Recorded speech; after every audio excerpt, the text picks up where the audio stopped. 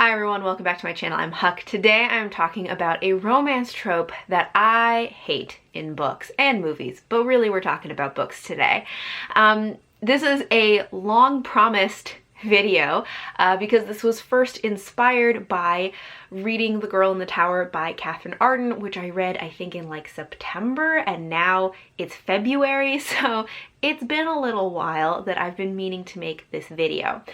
But I wanted to just make sure that my thoughts were as coherent as possible, so I do have some notes.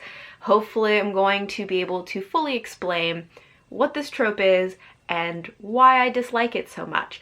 But before getting into that, I have a couple of things that I want to say, like disclaimers and everything. So first of all, I am not trying to say that books that have this trope are necessarily bad. It's just that I really dislike this trope.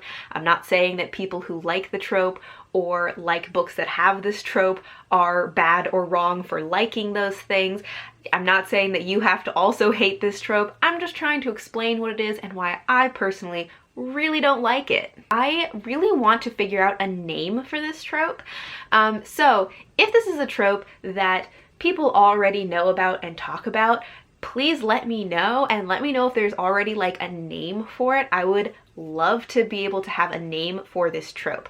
If there is not already like a name for it, I would also love to get suggestions for what to call it, because I'd like to have a name for it, a shorthand, so I don't have to go through like explaining what it is every single time I encounter it. So in terms of the order that we're going to go in what I'm talking about, first of all, I want to talk about just what is the trope so that we know we're all on the same page. Then I want to talk about some things that I think are just kind of annoying about it. And then the things that I find more specifically troubling about this trope. So in most cases that I have seen this trope, we usually have a female main character and there's a male love interest. The female main character is set up to us as a strong female character, but very often she's not really a strong character. She's more just stubborn and headstrong to the point of stupidity, and there isn't much else building out her character or supporting her character. She usually refuses any help or advice because she's too strong to need any of those things, no matter how reasonable or needed that help or advice may be, because any help is an infringement on her independence. But usually she's put in situations in which she really needed that help or advice because in most cases she's in some kind of situation or environment that is unfamiliar to her, she has very little knowledge or experience with. But regardless, she believes that she knows better than everybody else, even people who do have more experience in the situation that she has found herself, and she very often ends up making very illogical and dangerous decisions that very often lead her to almost dying. The male love interest is usually one of the people trying to give our main character advice, which is usually just like basic logic and like common sense kind of caution, but of course she refuses all advice, even the most logical and basic. But this dynamic of him offering advice and her refusing it creates the basis of their relationship dynamic, which is this kind of push and pull between the two of them. After this dynamic between these two characters has been established, then our main character usually makes a bad decision, does the thing that everyone has advised her against, but of course, doing whatever it is that she had been cautioned against, it usually backfires on her, as we all knew it would, because it was an illogical decision that didn't make any sense, and she should have taken the advice that was offered to her. Of course, she almost dies, then the love interest swoops in to save her, and this is what breaks the tension between them, and she realizes that she has feelings for him. So that's kind of the premise of what this trope is. And I've seen this happen just so many times in different stories. But now I want to talk about kind of just the things that I find annoying about this trope. The first thing is that I think it's a very shallow interpretation of what a strong female character means. Because in this, the way they're trying to show that she is a strong female character is that she refuses any help and that she is just headstrong, as I said, to the point of stupidity, and very often almost gets herself killed. But in actuality, characters can still be strong and independent while also accepting help and advice from others. They don't have to be independent to an illogical, caricaturized extreme. I also think this is kind of a lazy way to build a relationship.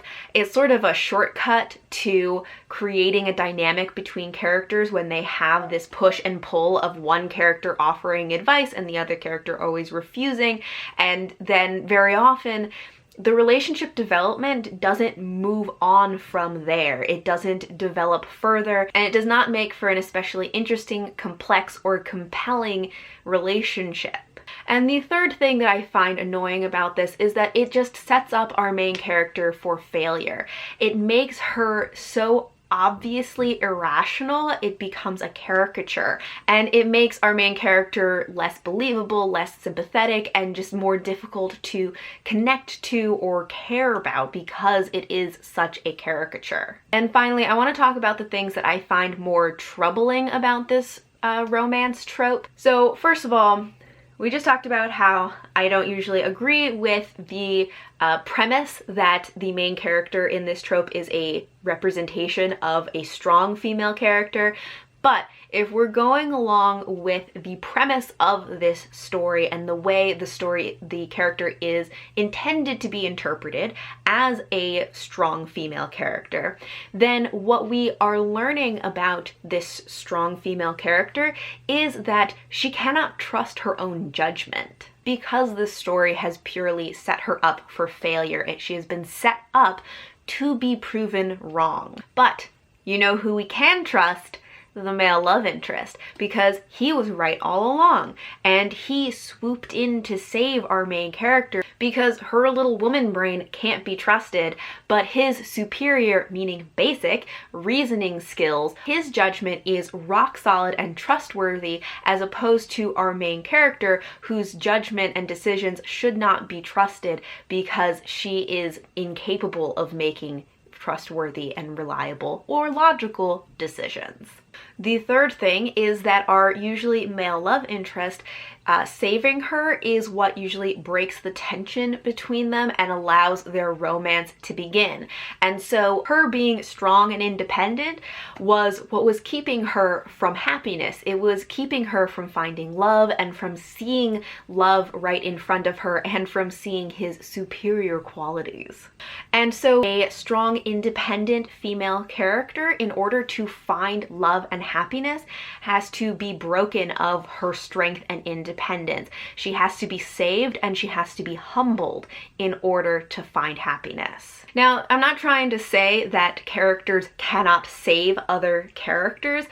The problem that I'm having with this is the way that it is done and the larger context, because when it's done in this way, it's really just another damsel in distress.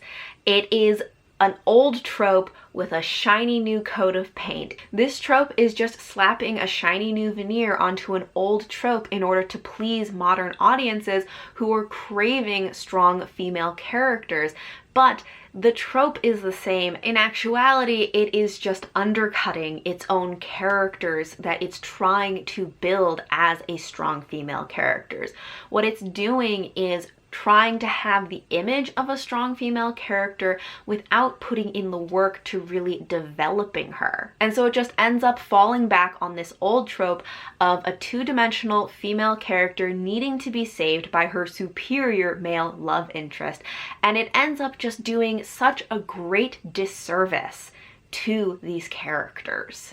So that is the trope that I just cannot stand and why I can't stand it. Hopefully I explained it clearly enough so you understand what it is and why I dislike it, but let me know what you think. I would love to hear from you and discuss it, whether you agree with me or don't, either way. And as I said, just because I hate this trope doesn't mean you have to hate this trope. I just really wanted to explain what it is that I personally really dislike about this. Also, let me know if you know of any other examples of this trope. As I was saying, my most recent example that's clearest in my mind is Vasya from the Winter Night trilogy, but I would be really interested to hear of other examples. And as I said at the beginning, I would love to have a name for this trope, so if this is something that already has a name, people are already talking about it, please let me know. I'd love to know that. Otherwise, I would love to get some suggestions as to what to name this trope, because I would love to have a name for it so there would be a good shorthand so I can just tell you guys when I come across it. If I end up either thinking of a name or get a good suggestion for a name, I will update the title of this video with the name of the trope. So, thank you all for watching, and until next time, bye!